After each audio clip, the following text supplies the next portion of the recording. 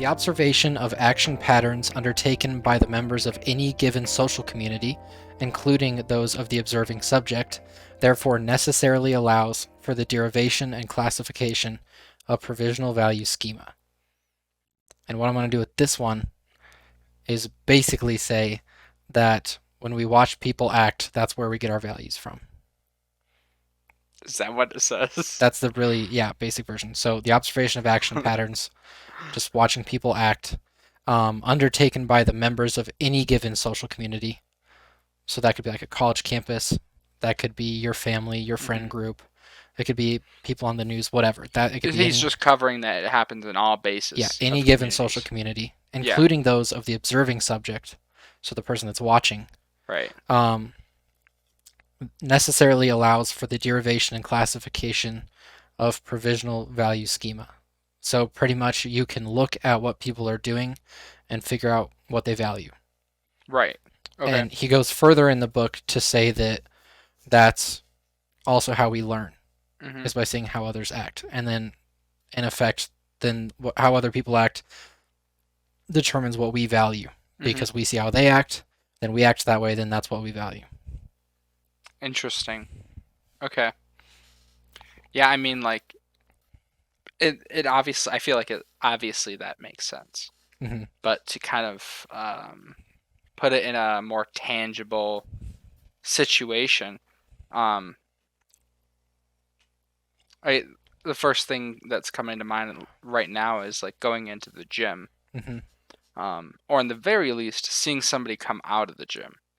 Right, it is important for that individual more often than not to be healthy. Right. Right, they're usually coming out of the gym or going into the gym because they are either a healthy or trying to get healthy, and are well on their way. Or C, unfortunately, for vanity, when they just want to look good. That's another thing, but obviously that you can extrapolate Mm-hmm. what you want with that information. But I mean, I think about it um, with that being in mind. I think about like your parents. Mm-hmm. If your parents are gym goers, Mm-hmm. right, and you see their friends go to the gym, or that's in your community to some extent, especially at a young age, it's going to be placed in some regards to you as important. Definitely.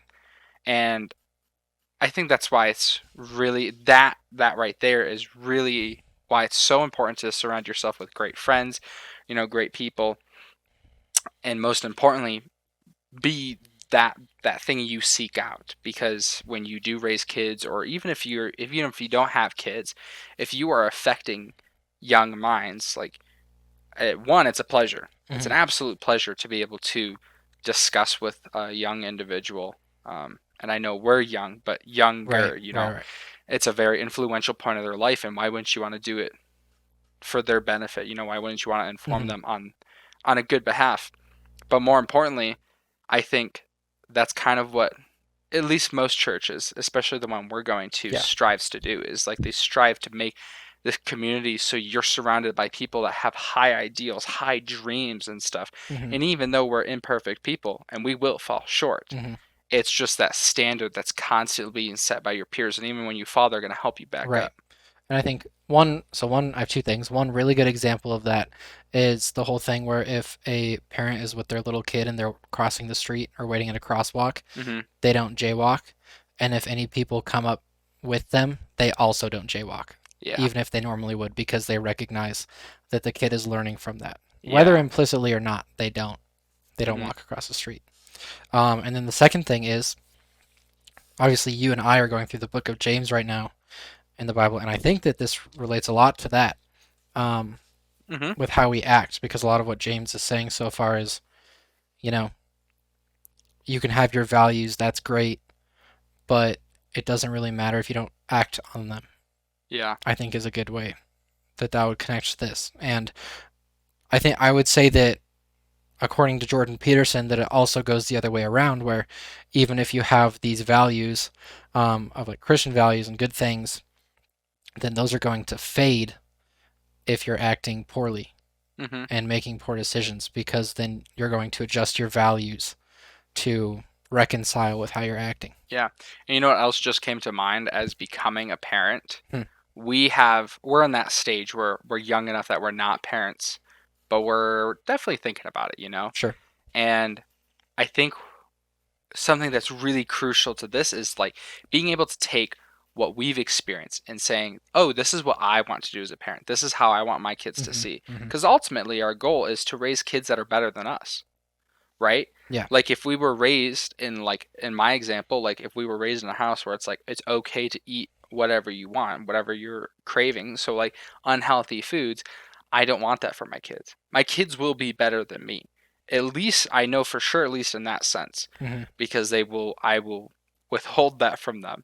And obviously I need to inform them and make them aware and explain it to them and teach them, most importantly. Yeah. But I think it's super powerful to know that, understand, the observable values of your community Hmm. and the community you make in your own home as Yeah. a new coming parent. You establish those values, which is like, I think something a lot of people kind of mess up a little bit along the way of being parents is because it's new. And I feel like that's not quite articulated Hmm. within like the young parent community, that you are creating a community and you need to establish the values. Even if yourself, you fail to uphold those, if you can reflect that to your kids in a, a really positive sense, in a very aware sense, they're way more, or they're way better off than you are. Right. Yeah. And For that's sure. just our goals Hmm. And I as think parents. that's the cool thing also to connect it to John, Mm-hmm. in Jesus' farewell message when he's talking about like be one, like as a church, Mm-hmm. love one another, and then people will believe. Yeah. And I think that's at least part of why, Mm-hmm. is because if we show other people how we act as Christians, we're showing them what our values are. Yeah. And if we act with like patience and kindness and everything, I think it also makes people more open Yeah. to hearing what we have to say. Well, exactly what Pastor said today. That was this morning. Um, if you love others, if you love those around you, Hmm. they will know you're a disciple of Jesus, Right. because that's just generally speaking the inherent Christian value, one of Yeah. the most important ones.